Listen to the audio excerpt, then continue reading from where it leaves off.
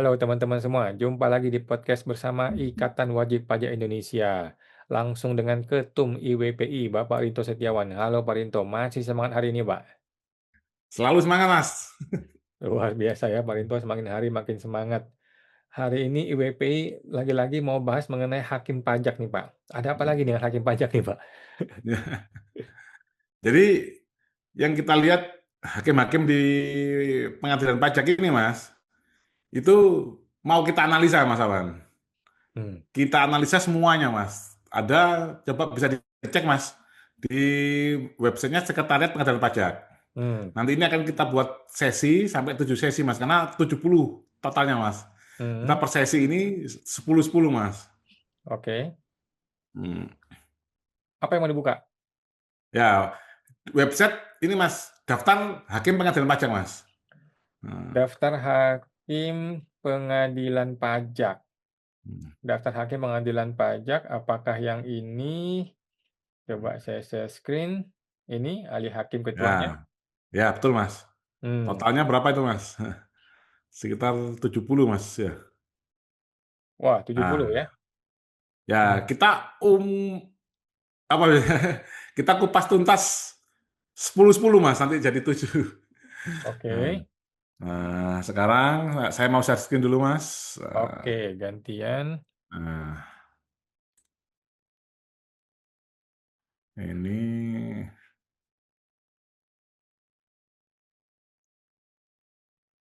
Nah, ini Mas ya. Ini adalah pengumuman rekrutmen calon hakim pengadilan pajak Mas Aman. Oke. Nah, ini kita penasaran Mas, ini syaratnya memang itu terbuka untuk semua kalangan masyarakat atau nanti itu hanya untuk khusus dari mantan pegawai Pegawai DJP, DJP. DJBC, Bea Cukai, dan Kemenkeu Mas. Hmm. Kalau hanya nanti ini kan kita ulas 10 dulu Mas ya. Nanti kalau dari 70 nggak ada yang dari luar Mas. Waduh, matilah kita Mas sebagai wajib pajak Mas. Hmm. Sementara tergugatnya kan mereka juga Mas apa? Hmm. Nah, ini Mas, yang persyaratan umumnya adalah warga negara Indonesia. Berumur paling rendah 45 tahun, bertakwa pada Tuhan Yang Maha Esa, setia pada Pancasila dan Undang-Undang Dasar, ini patut dipertanyakan karena mereka tidak mau, ini Mas ya, menegakkan kebenaran dan keadilan sesuai dengan perintah Pancasila. Hmm. Dan sering saya katakan, seringkali hakim hakim di pengadilan pajak ini penjegal amanat konstitusi, Mas Awan. Hmm. Terutama pasal 1 ayat 2, rakyat sebagai pemilik kedaulatan, pasal 1 ayat 3, negara Indonesia negara hukum, terus Hmm. pasal 28D, kesamaan kedudukan hukum, gitu Mas ya. Di Hmm. antara warga negara, ya, mereka selalu membela alma maternya. Hmm. Nah, yang kelima, tidak pernah terlibat dalam kegiatan mengkhianati negara kesatuan Republik Indonesia Hmm. dan tidak pernah terlibat organisasi terlarang. 6, mempunyai keahlian di bidang perpajakan dan berijazah sarjana hukum atau sarjana lain. Ini Mas, ini yang menyebabkan banyak hakim di pengadilan pajak jarang yang bersarjana hukum Mas, karena ada sarjana lain Mas. Oke. Berwibawa, jujur, adil, dan berkelakuan tidak tercela. Tidak pernah dipidana. Sehat jasmani rohani. Ya, ini yang susah Mas, rohani. Kesehatannya gimana ini menilainya Mas? Kalau Oke. selalu membela tergugat ini berarti rohaninya kan juga nggak sehat sebenarnya Mas. Hmm. Khusus pendidikan S1 atau diploma. Nah, ini Hmm. Mas, mempunyai keahlian di bidang perpajakan atau Hmm. kepabeanan dan cukai sekurangnya 15 tahun Mas. Hmm. Oh, ini Mas yang menyebabkan nggak ada yang lain Mas ya. Mungkin yang nomor 3 ini Mas, karena 15 tahun Mas. Oke. Eh, Memiliki NPWP, tertib melaporkan SPT. Ya ini juga tertib SPT, begitu kita tanya di PPID, hakim-hakim ini tidak pernah mau dikasih Mas jawaban oleh PPID Mas. Tertib Hmm. melaporkan LHKPN, ini juga sering dilanggar, banyak yang nggak lapor juga diloloskan, memiliki motivasi dan integritas tinggi juga dipertanyakan.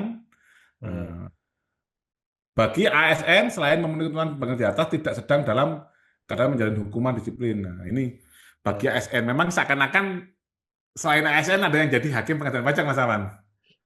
Nah, Hmm. ini bentar, saya lihatkan dulu. Nah, Hmm. ini saya search lagi. Ini Mas, ini ada 10 Mas ya.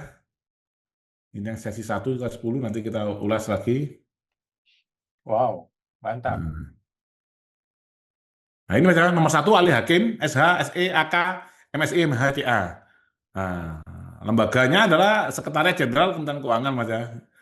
Nah, ini adalah dari Kementerian Keuangan, Mas. Nah, ini awal lapor, dia ini 2011, Mas. Ini terakhir lapor 2024, Mas ya. Ini kemungkinan nanti bisa dicek, Mas. Ini biasanya nggak setiap tahun lapor, Mas. Ada paling nggak 2 atau 3 yang bolong-bolong, Mas. Nah, Hmm, ini dari 2,8 miliar 2011, Mas. 2024 melonjak hampir 1000%, Mas ya. dua hmm, puluh tiga miliar 295. Yang kedua hmm, adalah Dr. Muhammad Wangit Supriyadi, SE, SH, MAB. Nah, ini Mas, Direktorat Jenderal Pajak, Mas. Ini hmm, jadi hakim. Nanti hakimnya kita melawan pegawai Direktorat Jenderal Pajak, Mas.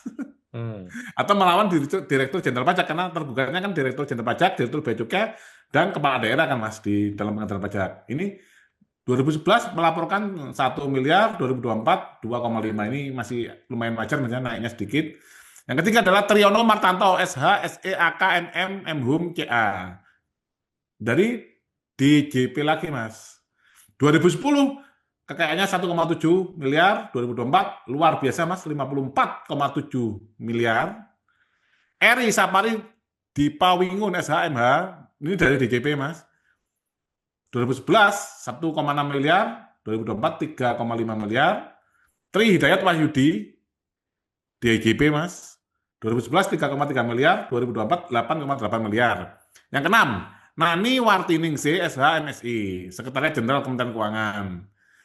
Nah, ini 2011 3,1 miliar, 2024 14,2 miliar, sangat naiknya luar luar biasa tinggi juga. 7 adalah Masdi SE MSI, ya ini kan tidak ada SH-nya, Mas ya. Nah, ini dari DJP juga, Mas. Nah, ini mantan Kepala Kantor Pelayanan Pratama Sawah Besar 1. 2011 kekayaannya 7,2 miliar, 2024 12,1 miliar. Yang ke-8 Diding Jamaluddin. Ini juga belum SH, AKMM. Nah, ini dari Kementerian Keuangan juga. Nah, 2017 kekayaannya dia lapornya 2017, Mas ya. Ini berarti kan kalau tadi syaratnya 15 tahun, berarti dia nggak lapor berapa tahun, Mas. Ini nggak lapor juga lolos, Mas. Jadi seleksinya juga kita patut pertanyakan, Mas, ini. 4,3 miliar 2017, 2024 5,2 miliar. Yang ke-9 Ruwaida Afiati, Mas. Ini dari Kementerian Keuangan 2018 1,2 miliar, 2024 2,8 miliar. Yang terakhir adalah Suhartono, yaitu dari DJP, Mas. Nah, Kepala Seksi Pengawasan Konsultasi. Nah, 2011 kekayaannya 1,6 miliar, 2024 naik lumayan tinggi 6,2 miliar. Jadi dari 10 ini, Mas, belum ada yang dari luar hmm. Kemenkeu, Mas ya. Semuanya mantan pegawai Kemenkeu. Ya, itu, Mas. Hmm, Ya ini yang menyebabkan ya terjadilah banyak sandiwara, drama, tipu-tipu di pengadilan pajak, Mas. Yang saya hmm, sendiri merasakan, kita seakan-akan itu melawan hakim, Mas. Bukan melawan hmm, tergugat, Mas. hmm. Bahkan tergugat tuh dalam beberapa sidang, Mas, sempat tidak ngomong sama sekali, Mas, dibela sama hakim, Mas. Ini kita ibarat main bola, ini kita lawan wasit, Mas, kita nggak lawan pemain, Mas. Iya, iya, iya. Hmm. Oke. Nah, ini kita nanti analisa sampai 70, Mas ya. Nanti Hmm, kita persentase ada nggak dari luar Kemenkeu, Mas? hmm. Oke, Pak. Kita nantikan ya bagaimana berikutnya hakim-hakim ini apakah ada jangan-jangan semuanya anggota pegawai DJP atau Kemenkeu akhirnya kita diperas, udah diperas sama pemeriksa, sama hakim, Nah, dibantai lagi di pengadilan. iya, Mas. Tapi kalau lihat beberapa data tadi, Mas, ini kita lihat kecenderungan 15 tahun, Mas ya. Itu dia sebagai pengalaman, Mas ya. Nah, kalau di ASN harusnya dia lapor LHKPN-nya mungkin mulai tahun berapa, Mas ya. Nah, itu kan Hmm, ada yang 2017 baru mulai lapor LHKPN. Berarti kan tadi kan itu salah satu syarat juga, Mas. hmm, Lapor LHKPN itu, Mas. hmm. Yang lucu juga Oke. disyaratkan juga lapor SPT, Mas. Hmm, Jadi apa bisa ini pegawai Kemenkeu juga nggak lapor SPT itu loh, Mas. hmm, Dan kalau nggak lapor, apa ada sanksinya? Atau mereka bisa backdate? Atau ada hmm, khusus gitu loh, Mas. hmm. Oke Pak, siap. Kita nantikan ya video berikutnya untuk hakim-hakim yang lain. Masih ada 60 lagi. Baik, 60 lagi. makasih Nanti di informasinya Pak terakhir kita Linto. simpulkan, Mas. Oke, siap. Makasih informasi Pak Linto. Ya. Kita jumpa lagi Pak di podcast berikutnya Pak. Ya. Makasih Pak. Ya. Oke, Mas, sama-sama, Mas.